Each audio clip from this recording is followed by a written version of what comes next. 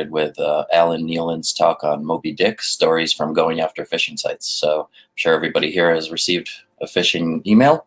I know I received plenty of them, so I'm looking forward to learning about some of these interactions that Alan has had with vendors and other hosting providers and getting these phishing sites taken down. So thank you very much, Alan Neilan. Hey, so let me see. Let me share my screen.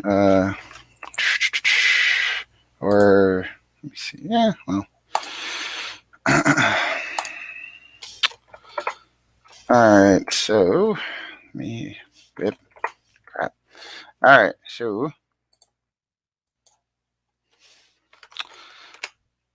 so this is my talk, Moby Dick, stories from going after phishing sites. The original title that I had when I gave this actually a year and a month ago, or damn it, a year and a week from now. So a year ago from like the 21st of this month, I gave it at the local Boston security meetup. And actually, funny story, the picture here is from that meetup. So anyway, you may be saying, who the hell is this guy? I work help desk for a hospital network in Massachusetts. I mean, there's only 5 of them, I think. So, you have a 20% chance, I guess, of guessing it right. For about 6 months, I worked 4 days a week, Tuesday through Friday, with the security engineering folks at the data center in like Dorchester.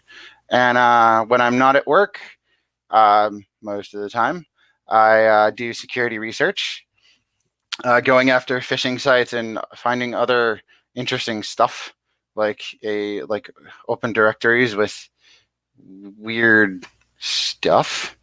Anyway, on Twitter, I'm a Neilan. I know, rather creative, Anyway, and according to Thug Crowd, a longtime Thug Safari contributor and skilled pirate treasure hunter.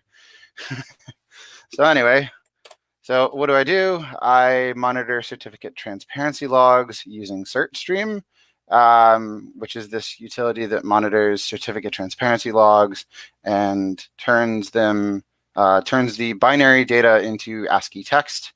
And so I dump that to a file, and I every so often, usually once a day, I'll separate it into a daily log because it's time stamped. To 2020 11 12 T, and then a timestamp for like the time of day, and so in 24-hour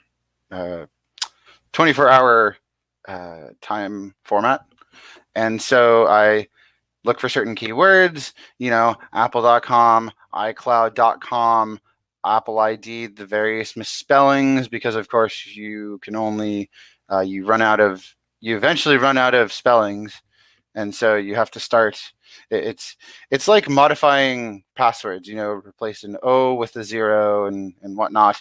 And so and so I'll throw those domains into Maltego, get the hosting information and domain information, who is, start of authority, all that jazz, and then notify the relevant parties on Twitter. So if it's targeting Apple, it's I'll tag them on Twitter. I'll tag a bunch of my the fellow security researchers to check it out. And then usually the hosting providers will be like, lol, submit an abuse report. And I'm like, all right, fine. So, like I said, what do I find? Well, lots of interesting stuff. Phishing kits targeting dating sites for over 50 people. Phishing kits targeting Social Security folks. And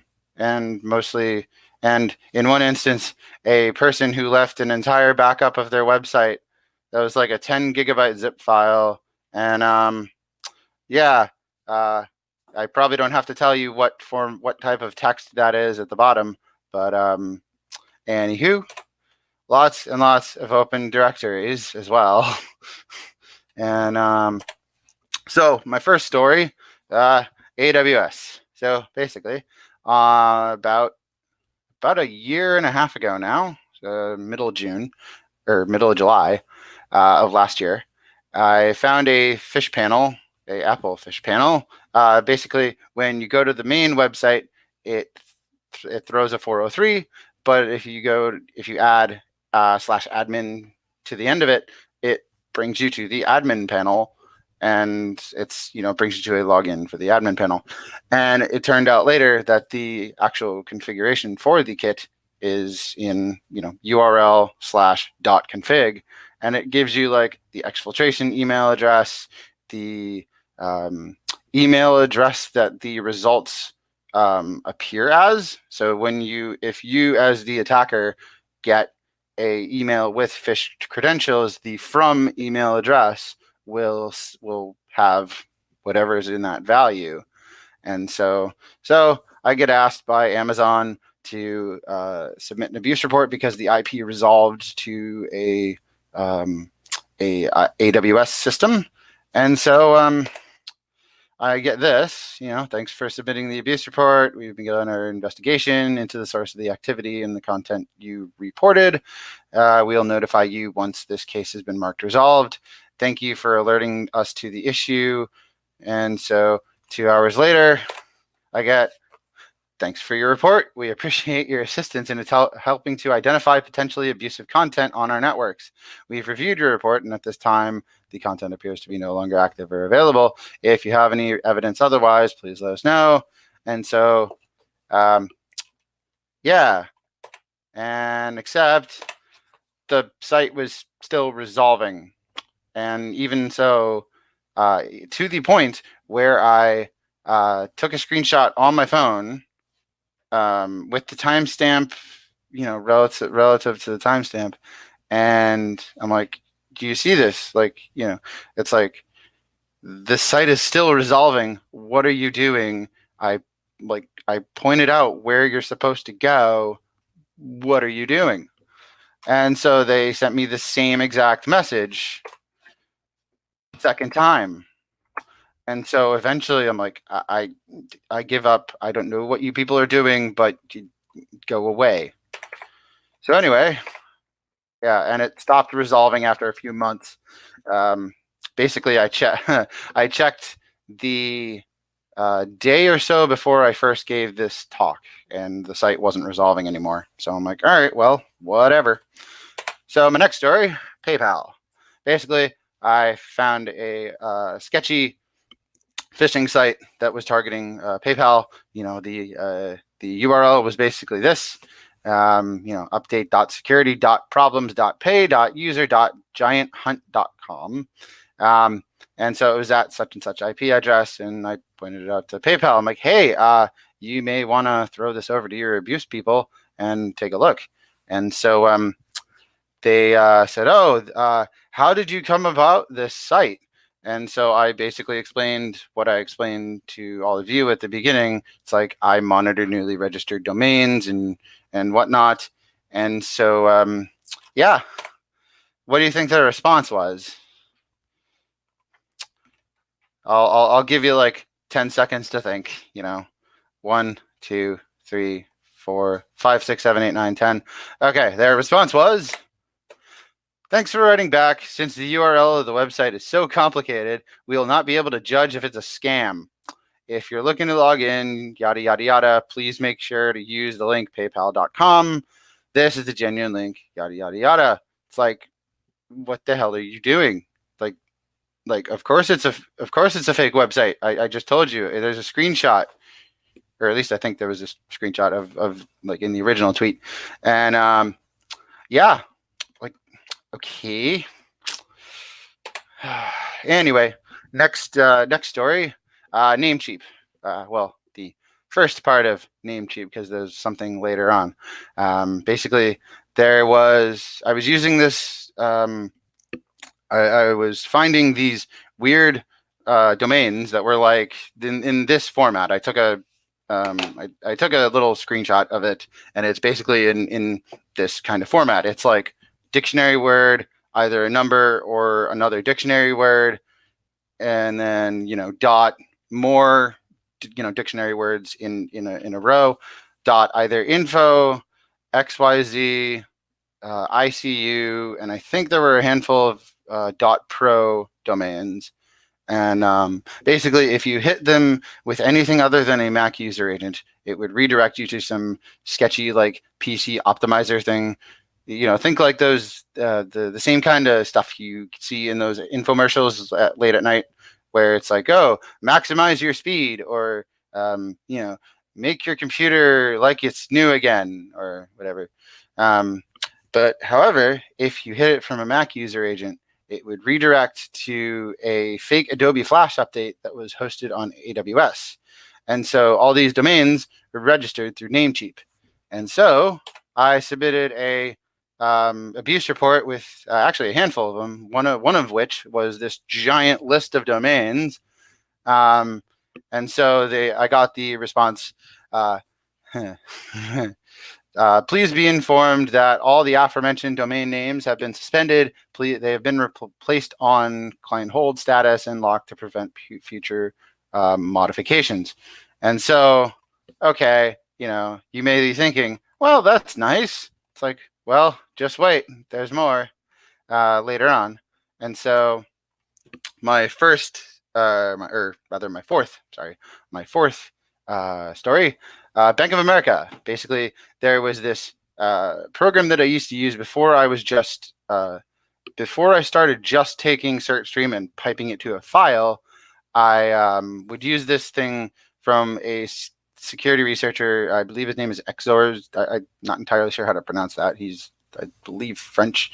Anyway, it was phishing catcher. It would leverage CertStream and do some Python stuff to judge whether or not a domain is sketchy or not, and it would put it into a giant log file, and you could kind of pick through them if you want. And so there was one that was a open directory with a Bank of America phishing page, a active Bank of America phishing page, that is. And so, and the kicker is, I'm not entirely sure if this was the actual one, because when I was originally writing this out, as you may be aware, Twitter's search function is a bit janky. So I think this is the one. But basically, this particular page would dump the credentials to a text file on the root of the site, and there were like credit card numbers and whatnot in it. And so I reached out to Bank of America. And I said, hey, how do you go about reporting PII that's on a phishing site? And they're like, I don't know what you're talking about. Can you send more information? And then for some reason, they immediately sent another, how are we doing message. And so I'm like, yeah, someone's credit card info is on a phishing site, And they said, oh, we'll look into this link further. Mind you, I didn't send them a link to it. I just said, hey, how would I go about this? Because I needed to make sure I wasn't going to be, have a van show up in front of my parents' house where I was living at the time. It's like, yeah, CFAA ain't no joke, man. Anywho, they said, oh, we'll look into this link further. Thanks for making us aware. And it's like, they never got, what are you doing? And so I never heard back, but eventually the site stopped resolving. So, and this was, let me see the date. This was 2 years ago, like 2 years and a month ago. And so they never got back to me. And so my fifth story. That one time a relative got a hookup spam text message. And so one of my relatives texted me, hey, I know you do like security research. Can you take a look at this? And so I'm like, oh yeah, just forward me the link. And they forwarded me the entire text. And so as you can see in the picture. Yeah. And so I threw the link into Maltego, and so it looked like this. The link is like that's the URL, that's the domain, that's the IP, that's the actual domain, and it's hosted on Namecheap hosting. And it turned out the domain was registered also through Namecheap, and so I posted it on Twitter. And Twitter was like, well, I'll submit an abuse report. I'm like, okay, fine, whatever. And they responded, yeah, thanks for your email regarding such and such domain name. Unfortunately, we are not able to investigate incidents of text message spam. Please contact the mobile operator or service provider, yada, yada, yada. It's like, dude, what the hell? Like, I'm not asking you to get investigate a text message. I'm asking you to investigate a domain. What are you doing? Oh, Jesus Christ, people. Okay. All right. So, and before, I'm not entirely sure how long I've ran already, but, before I close out, I just want to give some, greets to some fellow security researchers and good folks. Jeremy Richards over at Scope Security, the folks in Thug Crowd, a couple of my buddies, Steve Reagan, Sean Gallagher, Silas Cutler, and his Malshare site, which is where if I find an open directory with a phishing kit, I'll typically upload it to Malshare so that researchers can take a look in the event that the site gets taken down. And some more security researchers, and I forget the guy's actual name, but he works over at Zero Fox. Those are good people too. Anyway, thanks for listening. That's my Twitter, like I said in the beginning. My Keybase is that. My blog, where I have a occasional trying to make it a habit or routine, my series of posts, crap I found on the internet. And so my blog's over there at aneilan.github.io. And let me check to see if there is any questions. Let me just hit there. All right, so let me see if there's any questions. Okay, so there's no other questions. So yeah, if any, but yeah, let me see. What time is it? Because have I really gone? Wait a minute, what time is it? Okay. The time didn't update. That's why. It's like, so anybody have any questions? Put it in the text or the Discord. But yeah, I totally didn't realize that it went that I got through that in like 20 minutes. Oh man. Yeah. All right. So just to make sure people can hear me, correct? So I'm not, okay. Yeah. Anybody, and if anybody has any questions, just, so Roy asks, in the chat, what do you recommend for new people to get into what you're doing? Okay, good. So basically, for new folks, I would say definitely get a virtual machine if you're not running Linux. And if you want to get into it, basically, download CertStream. It's a Python library, or technically an executable, but it's pip install CertStream, and then CertStream space disable colors, because it, for whatever reason, it puts color text or color on the text. And so if you pipe it into a text file, and you view it in, I think, certain text editors, the escape codes will show up. So it'll be like, caret, bracket, or caret, brace, whatever, and then the ASCII code for whatever color, and then the actual domain text and whatever. And so that's to disable the coloring. You do -- disable colors, and then to get the full subdomains, because if you just pipe search stream to a file, it just does the regular domain.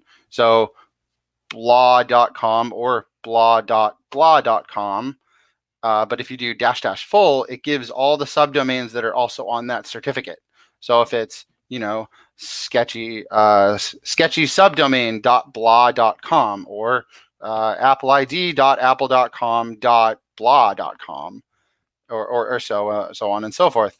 And also you get a lot of AWS AWS like literal .awscloud.com sites, as well as Azure, something called kinetic.io, which I think is like in Europe somewhere, and then what is it? And then a lot of Western Digital apparently has this thing where you can access your networked hard drives remotely. So it'll be like longstring.wdhosted.com, and then there's a lot of that, and it's basically as SSL certificates are regenerated and issued and for such and such domains, they get put into these logs. And you can the command I typically use, if it'll hang on, let me share another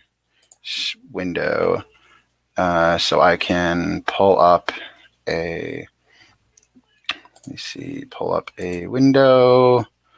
I will, hang on one second, I'll open up another tab in my terminal. Okay, so I'm gonna, have I run into phishing sites that are legitimately used by fish testing organizations? Surprisingly, a handful of them. I believe I found one or two that was that were like no before. And yeah, thanks for the compliment about the t-shirt. I had I was trying to, tomorrow's laundry day, so this is like my last t-shirt that isn't rather grody. So anyway, I'm gonna share the terminal window. Where is it? I believe it's this one. Okay, so basically what I do is because what I do is I separate them into logs by date. So 2020 11 11 12, and so and then I gzip them. So I do zgrep -e for extended grep. Typically it's -- no file name, because I'm grepping more than one of them logs. And so, for example, what I have taken to doing a lot is freenom domains, which are .tk, .ml, .cf, .gq, .tga, and then search stream logs, and then say, for example, today 13, or yesterday rather, and then sort less.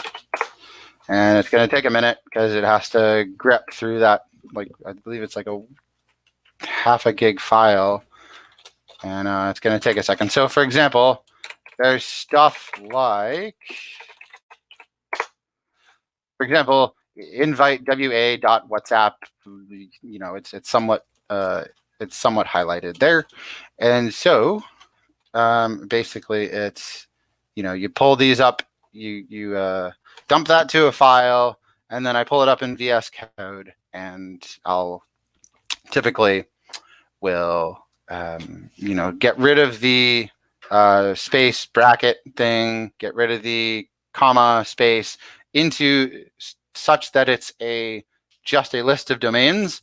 And then typically I'll get rid of cPanel, CP calendars, CP contacts, mail, web disk, basically anything that's not that's not actual subdomains that aren't like default ones that are set up. So like when you register a domain, sometimes you get like auto discover, auto config, web disk, WHM, the type of like administration panel stuff that gets registered in addition. And so what I've actually taken to recently is using a program, I believe it's by Project Discovery, where it's called HTTPX, where you feed domains to it, and there's different flags like -IP to get the IP address, -title to get the HTTP banner. So if it's an open directory, it'll be index of /, and if it's sometimes they're in like a foreign encoding, so the banner will just be some weird ASCII like escape code text, and so there's that. And so some weird stuff you end up coming across. Let me see if there's any other text or any other comments. No. Okay, so basically I do that.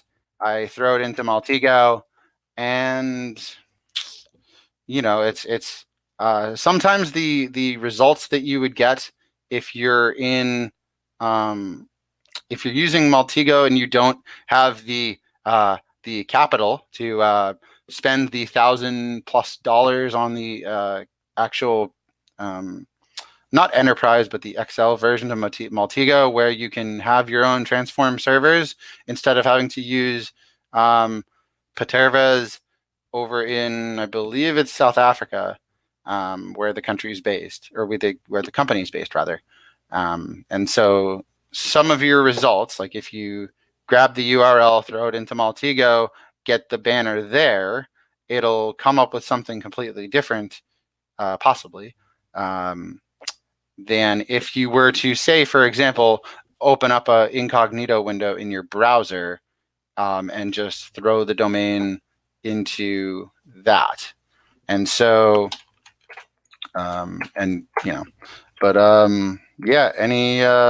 feel free to reach out to me on, Twitter, on the Discord. It's pronounced Woodsman, but it's with O's it's with zeros instead of O's. There's a backstory to that name from the days of RuneScape, if anybody remembers that. But yeah, thanks for having me, folks. And I didn't run over my time. Nice. All right. Thank you so much. That was a great talk and awesome, unique way that you're harvesting all these new domain names and checking those out. So the original title of the talk was Stories from Going After Phishing Attacks. But then I realized, wait a minute, I work at the help desk. I'm not like in the information security office, or the Office of Information Security, or the security operations, the folks that actually respond to the phishing emails that the rest of the folks in the company get.